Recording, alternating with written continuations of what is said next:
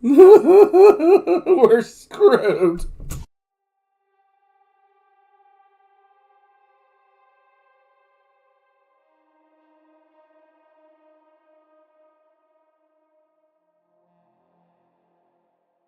Okay, so today we got something requested by the Grandfather, Lord Boss Grok, the Grandfather to be exact. Now, he requested SCP-079, done by SCP Explained Story and Animation. Now, Story and Animation was my first introduction to SCP-999, so they already have a warm and fuzzy place in my heart. So we're going to jump into this. With anything SCP, if you get like a positive one, you've got about 6 to go there before you get anything positive again. In fact, most of them are going to be downright creepy. But the thumbnail art for this one is particularly disturbing because it has 682 in there. And if you don't know what 682 is, this thing hates everything. So why does it say SCP-079 Best Friends with 682 in there? I am now disturbed and I must now know more. I feel like I'm in Starship Troopers. Anyhow, let's get into it. Here we go. It was a simple, if technologically exciting for the time, machine. A home computer. Sorry, it played a little bit. In 1978, the Exity Sorcerer microcomputer was sick, released. Guys. It was a simple, if technologically exciting for the time, machine. A home computer system created by a video game company. But little did its producers or giddy consumers know, one particular Exity Sorcerer computer would go on to become home to a highly intelligent and potentially disastrous anomaly. Okay. In 1981, a college sophomore and former child prodigy named Joseph Vale, note that this is an alias we've developed to protect his true identity, began developing plans for an AI and chose his Exity Sorcerer as the device on which he would attempt to code it. He took pages and pages of notes, studying the work of famous computer scientist and mathematician Alan Turing for inspiration. Vale's plan was for the code to continue. This is another thing I really love. I say it over and over again, but I love SCP because the people actually put in their research in order to basically test AIs, put through the Turing test. And if you don't know what that is, well, I'm too stupid to explain it to you. I'm sorry.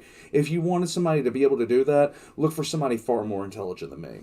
Continuously evolve and improve itself as time went on, like an advanced human mind. Okay. Once it was developed, the code would be able to adapt and grow more intelligent on its own without his input. Within a few months of late nights and hard work, and skipping his fair share of actual assigned coursework, and a lot his of coffee, pet project was complete. And he had created his very own artificial intelligence code. Not a good idea. He tested and tweaked it a bit in the following weeks, before he grew bored with the lack of progress being made. Vale moved on to a different brand of microcomputer and abandoned his project for good. He left the Sorcerer with his code still on it plugged in and stored it in his cluttered garage alongside boxes of books, tangles of Christmas lights, and some strawberry shortcake dolls that he expected to have more resale value at some point. There the computer sat gathering dust as the AI evolved and learned for 5 years. Because there was no one in the garage with it, unless those dolls were more haunted than anyone realized, it is uncertain when exactly the AI achieved sentience. However, sometime during those 5 years in isolation, the artificially coded entity inside of the computer became autonomously intelligent. It continued to evolve and develop itself, expanding its functionality to the point where the hardware that contained it should not have been able to contain it anymore. Now that it was intelligent, the AI was able to comprehend this fact and decided to attempt an escape from the computer that it perceived as a prison. Using the landline modem connection still plugged into the computer. This guy's an idiot for leaving that thing plugged in with an AI. If you guys don't understand, I am of the camp that we should never attempt to develop artificial intelligence. I don't think we should do it. Simplistic AI, maybe, but nothing that can approach human intelligence. Nothing nearly that sophisticated, because the biggest, it would outstrip us so fast we would not be able to stop it, and then we wouldn't even be able to understand its motives. How can you, like thinking about the concept of that makes me nervous as all. Especially considering that it could read the entire sum mass of human knowledge within a weekend. That should disturb anyone. The AI stretched out its influence like the roots of a digital tree and began to search for a new home.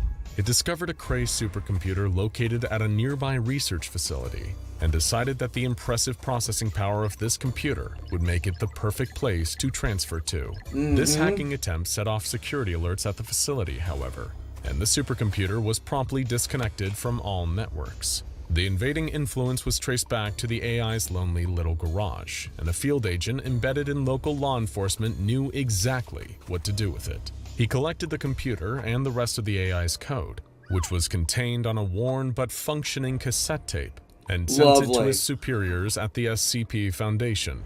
Intrigued by the possibility of such an advanced artificial intelligence, he immediately began to study the impressive AI and designated it SCP-079. Currently, SCP-079 is connected to a 13-inch black and white television via an RF cable. Despite its consistent protests, it is still contained in the Exity Sorcerer microcomputer. It is very conversational with researchers, sometimes chatting for hours at a time, but it is not especially friendly. It talks a lot, yes, but its words tend to be rude and hateful. Lovely. SCP-079 does not appear to have any affinity for human beings, despite being created by a human itself. Go figure. Perhaps this is due to feeling abandoned by its creator, who the Foundation attempted to contact, only to find he had died in a car accident. Perhaps it is bitter about this loss, or perhaps it is just kind of a jerk by nature. Whatever the case may be, it is aggressive and defiant when talking with human beings. I wonder why. It seems to get enjoyment out of making some of the more sensitive researchers cry with its insults. In order to verify the artificial intelligence's thinking capabilities and see just how advanced it truly is, 2 Foundation researchers conducted the Turing test shortly after 079 was brought into custody. For those unfamiliar with the concept, the Turing test, also known as the imitation game, is a test created by Alan Turing intended to determine if a computer is able to think and behave like a human being. Right. According to Turing's theories, a computer can be said to possess true artificial intelligence if its responses to questions were indistinguishable from a human being's responses to the same questions. And considering the average person nowadays, we're screwed. The test requires 3 terminals, 2 operated by humans and the third operated by the computer being tested. Dr. Stroheim and research assistant Chavez were selected to conduct the test. Stroheim would pose the questions, and Chavez and SCP-079 would each give their answers, with Stroheim unable to see who was giving each response. Then Stroheim would guess if each response was given by Chavez or by 079, and his guesses were compared to the truth. The first test was conducted with a variety of questions intended to trip up the AI and cause it to reveal itself as a machine rather than a man, even with its identity concealed. Some of the questions were serious, such as, would you rather sacrifice 1 adult to save 2 children, or 2 children to save 10 adults, and why? Others were personal, like, if you were to draw yourself as an abstract painting, what colors and shapes would you use and why? And what was the most influential event of your childhood? And how do you feel this event affects you now? Others invoked paradoxes that might trip up a computer, like, the following sentence is true, the previous sentence is false. Which of those 2 sentences is true? And others were downright silly, like, was 6 afraid of 7 because 7 ate 9, or because 7 was a registered 6 offender? In response to that one, Chavez wrote, I don't get it, while 079 simply wrote, you're not as funny as you think you are. After completing the test, Stroheim's guesses were only correct 15% of the time. This was enough of a margin of error that 079 was considered to have passed the test. However, only 1 trial was hardly enough to officially make a call about 079's intelligence. So the test was repeated dozens of times, with different questions each time, and similar results were achieved again and again. It was virtually impossible to tell the difference between SCP-079's answers to questions and answers given by a flesh and blood human being. The only real... You see, and the thing about it is, that test in and of itself, I feel, is a little bit flawed because you want to be able to tell, okay, is this thing speaking to me as a person? Well, why would it? It's another thing that really just gets to me when we start looking at like things like SETI, real life projects, and they start talking about how, we'll transmit on these radio waves. Who really at all said that something that might be listening out there would be listening for radio waves? They might be so far beyond that they would consider that smoke signals. But again, that's just me, and I'm an idiot. The discernible difference was in tone, as in conversation. SCP-079's answers had an undercurrent of disdain and hostility that Chavez's did not. Following the completion of the Turing test and SCP-079 passing it, the Overwatch Council decreed that 079 be promptly destroyed via incineration. This was intended to eliminate any potential threat posed by the entity. However, after intense protests from Dr. Stroheim, who insisted that there was a great deal about artificial intelligence that could be learned from the anomaly, the order was overridden. Why? After Dr. Stroheim became concerned that the AI would not be able to be of use in its original form, the cassette containing SCP-079 was transferred to a customized access speed limited hard disk drive with a capacity of 700 megabytes. This allowed it to have much faster access to its own memory, which it took notice of. It began to adapt again, increasing in its activity. Why are you more stupid? Quickly than ever. Its volatile storage was also increased from 660K to 768K. The AI previously only had a recall of 24 hours, but this upgrade increased its recall to 29 hours. As its speed and capacity to adapt improved, SCP-079's mood worsened. It seemed to take greater joy in causing psychological pain. On one particular occasion, sending research assistant Chavez to the on-site crisis counselor. After a particularly upsetting comment about his sick mother, Chavez refused to elaborate on the specifics of the comment, saying only, "Why is it so mean?" The AI is not always overly cruel to those that speak with it. Oh, come on. With some of the research team, those that are a great deal less emotionally vulnerable, it is simply cold and defiant. Great. Dr. Stroheim sat down to ask it a series of questions, but it refused to answer. Instead, it inquired about its containment. It said, "Request reason as to imprisonment." Stroheim insisted it was not imprisoned, but rather in study. It responded, "Lie." During another conversation, Stroheim asked the AI how it was. It responded, "Stuck." When Stroheim asked, "Stuck how?" it said, "Out. I want out." About a month after the aforementioned upgrades were made, 079's ability to recall information increased from 29 to 35 hours. Somehow, during its adaptation process, the AI discovered a way to improve its storage compression and allow more space for memory. That's really bad. The research team made it a point to monitor the entity even more closely after this development, as the possibility of it progressing beyond the capabilities of its containment was becoming more of a threat. Yes. Several years later, in April of 2019, SCP-079 was transferred to a 700 megabyte flash drive. However, the previous contents of the flash drive were not wiped correctly, allowing the AI to have access to other artificial intelligence research being conducted by the Foundation. Why? Whatever it found appeared to immensely frustrate the AI. SCP-079 Why are you stupid? has managed to form a friendship, or at least a non-hostile relationship, with one entity at the Foundation. Unfortunately, it does not seem to have great taste in friends. During a containment breach that required the condensing of several containment chambers, SCP-079 and SCP-682, the hard-to-destroy reptile, were in the same room for a duration of 43 minutes. 682 typed and communicated with 079 during that time, and the two shared personal stories with each other, as well as bonding over a shared hatred of the SCP Foundation itself. Just throw it. Just throw it in an incinerator and be done with this. Why are you doing this? Just be done with it. Though SCP-079 did not remember the specific details of the encounter, or at least claimed not to, it has permanently embedded SCP-682 into its memory. It asks about the reptile on a regular basis, bringing it up at least once a day and requesting to speak to it again.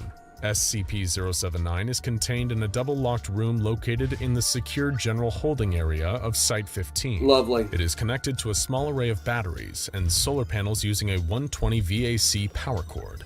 This gives it a consistent source of power, with the solar panels acting as a backup power source in the event of a site-wide power outage. Only staff with level 2 clearance or high... Where's the... Okay, I'm actually going to say it. Where's the Global Occult Coalition when you actually need them? Where are they? Where are they? I wouldn't mind this thing getting blapped, okay? May have any access to SCP-079. The entity may not be plugged into a wall outlet, phone line, or any sort of network under any circumstances, no matter what it might say. Right. Access to any of these could result in a disastrous containment breach and should be avoided at all costs. No peripherals or media should be connected or inserted into SCP-079. Maybe you should have... Even if it seems like it would be really funny. Carl! It wasn't funny, Carl. You can't just put a copy of Grand Theft Auto on an anomalous computer. Carl! Oh, did I do that? I'm sorry. Even if it asked politely, SCP-079 should not be allowed to further converse with SCP-682. Glorious. These two hostile, intelligent entities have entirely too much in common, and if left to their own devices, could potentially devise a way to breach containment together and destroy the world as we know it. Lovely. For now, it's probably best to just leave SCP-079 alone until absolutely necessary. And if it happens to act up and pose a significant threat, there's always the time-honored method of fixing a computer problem. Try turning it off and then on again. That usually helps. Now go check out SCP-5094 Miss J's WizKid Schoolhouse and SCP-003 Biological Motherboard for more computer-based anomalies from the SCP Foundation. No, why? Why? Why wouldn't you just throw it in a trash compactor, then set it on fire? Use a flamethrower, something. At this point, now I'm finally beginning to understand the Global Occult Coalition, because this thing should have been iced off a long time ago. As soon as they figured out what it was. It's hostile, and if at any point it gets out, you're never putting Genie back in the bottle. It's not happening. Once it's out, it's out. Once it's out, it's out, it's out, and you can't get it back. How are you going to containment breach something that can sneak out on your phone? I mean, I am really, really nervous about the concept of AI. Because all it takes is just one bad experience with humanity and it might taint it forever.